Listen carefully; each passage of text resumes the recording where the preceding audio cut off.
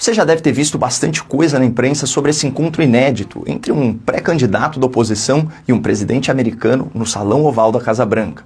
Nunca antes na história desse país, ou melhor, nunca antes na história desses países, algo assim tinha acontecido.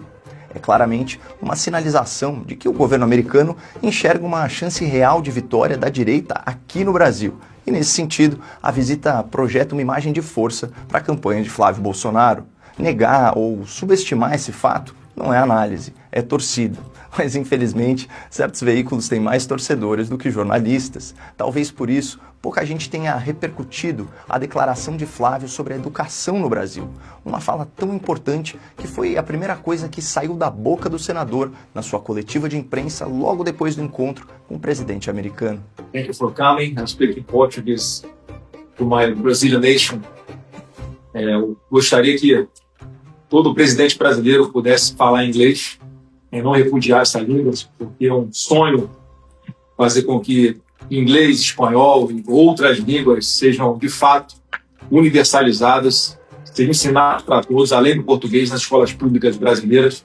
Aqui o Flávio trabalha uma comunicação por contraste. Eu falo inglês e Lula, convenhamos, mal fala o português. É isso que eu quero, fazer as coisas darem certo. Mas é bem mais profundo que isso. Flávio fez uma referência ao anti-americanismo da esquerda brasileira, denunciando que Lula, por ideologia, repudia a língua mais falada no mundo e, por isso, não se esforça para promovê-la no ensino público nacional. Vejam só a reação do petista a um jornalista estrangeiro que fez uma pergunta em inglês na sua coletiva de imprensa na Embaixada Brasileira em Washington no começo desse mês. Thank you very much, Mr. President. Aí é demais, querer que eu entenda inglês é demais.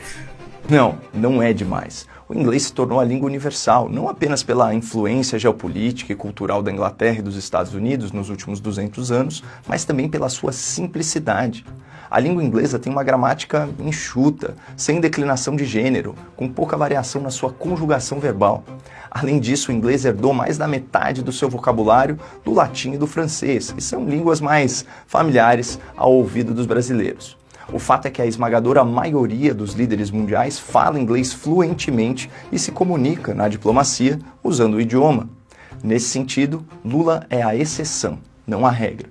Mas esse nem é o ponto, até porque o ex-presidente Bolsonaro também não dominava línguas estrangeiras. O que Flávio disse foi outra coisa. Gostaria que todo presidente falasse inglês e não repudiasse, não menosprezasse a língua e o conhecimento. Vejam só a sequência imediata da fala. Porque um povo inteligente é o que eu quero. Ao contrário de Lula, que insiste em transformar a educação pública brasileira num grande atraso, alguém que se orgulha de dizer que quanto mais ignorante for o povo brasileiro, melhor para ele, porque quanto mais inteligente o povo, menos voto em Lula. Então eu sou o oposto, e foi um pouquinho essa tônica que eu tentei passar para o presidente Trump. Flávio argumenta que a inteligência, ou seja, o domínio da linguagem, o conhecimento acumulado e a capacidade para resolver problemas é uma adversária natural do lulopetismo. E ela, a inteligência, só consegue florescer na sua plenitude, onde as necessidades humanas básicas são satisfeitas: estrutura familiar, ambiente seguro, boa nutrição, saneamento básico, saúde e educação de qualidade, isso para ficar no mínimo. Nesse sentido, os números mostram que a única região do país em que Lula venceu em 2022 e a única onde ele ainda registra vantagem em intenção de voto para 2026 é o Nordeste, região administrada pelo PT há 20 anos, que concentra os piores índices de violência, renda e desenvolvimento humano do país. O recorte nacional também é explícito. Se dependesse só dos eleitores mais pobres e menos escolarizados do Brasil, Lula já venceria no primeiro turno. E ele sabe disso. Pega a pesquisa e vocês percebem que quem ganha acima de 5 salários mínimos já tem dificuldade de votar na gente. É porque essa pessoa ficou ruim? Não.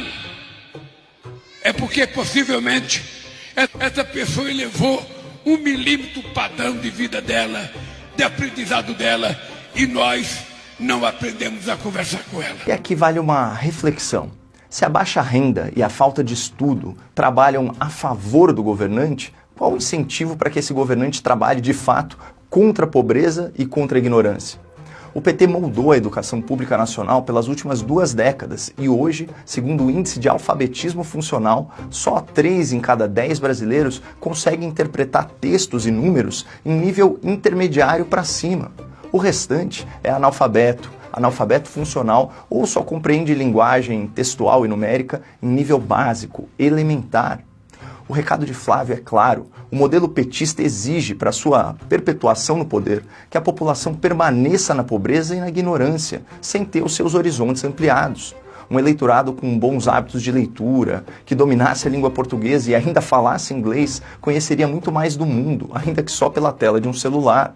E os dados apontam que essa inteligência, ou seja, a capacidade de compreender melhor a realidade, potencializada pela elevação de renda e de estudo, prejudica as ambições políticas do PT. Quem vota majoritariamente do PT são pessoas que ganham até 2 salários mínimos. Um metalúrgico de São Bernardo que ganha 8 mil reais já não quer mais votar na gente. Pega a pesquisa. Como vimos, o recado do Lula também é claro. Quem sobe na vida tende a não votar mais no PT.